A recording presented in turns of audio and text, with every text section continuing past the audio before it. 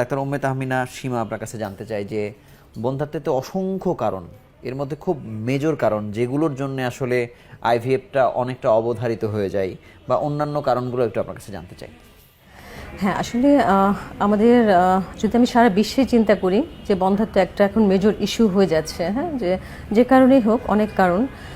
এটা হচ্ছে যে তার বিভিন্ন ডিজিজ থেকে হতে পারে, তার ইনফেকশন হোক, জেনেটিক ডিজিজ হোক, ইভেন এখন যেটা বেশি আমরা চিন্তা করি এনভায়রনমেন্টাল যে দূষণ বা পলিউশন। হ্যাঁ, হ্যাঁ, সেক্ষেত্রে কিন্তু মানে এই কারণেই হচ্ছে গ্লোবালি হচ্ছে ইনফার্টিলিটির রেট কিন্তু বেড়ে যাচ্ছে, আর বাংলাদেশ পিছিয়ে নেই এক্ষেত্রে।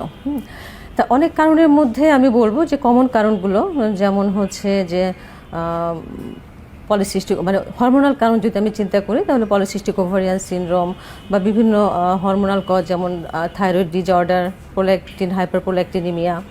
তারপর হচ্ছে যদি আমি ইনফেকশন চিন্তা করি, দেখা যায় যে পেলভিক ইনফেকশন থেকে, টিউবাল ব্লক থেকে হচ্ছে, হ্যাঁ, তার বায়োল্যাটারাল টিউবাল ব্লক, যেখানে হচ্ছে যে আমরা বলি যে অপশন খুব কম, হয়তো তার সার্জারির মাধ্যমে আসলে ওইভাবে সাকসেস আসে না, সেক্ষেত্রে আমাদের কিন্তু আইভিএফটাই লেগে যায়। হ্যাঁ, টিউবাল ব্লক থাকলে বায়োল্যাটারাল। এন্ডোমেট্রিওসিসের ক্ষেত্রে কি আসলে আইভিএফটা বেশি দরকারি হয়ে যায় কিনা?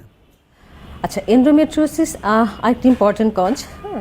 আর এন্ডোমেট্রিওসিসের ক্ষেত্রে আইভিএফ, হ্যাঁ, কারণ এন্ডোমেট্রিওসিস আমরা বলি একটা টক্সিক একটি কন্ডিশন, যেখানে হচ্ছে যতদিন যাচ্ছে তার ডিম্বাণুর সংখ্যা কমছে, এবং এক পর্যায়ে দেখা যায় যে তার কমতে কমতে এমন একটি পর্যায়ে চলে যায় যে ন্যাচারালি আর প্রেগনেন্সির আসলে কোনো ওয়ে থাকে না। ইভেন আমরা যদি ড্রাগ দিয়েও চেষ্টা করি, হ্যাঁ, ড্রাগেও তার সাকসেস খুব কম বলা যায়। সেক্ষেত্রে হচ্ছে তার আইভিএফের দরকারটা অনেক বেশি হয়ে থাকে।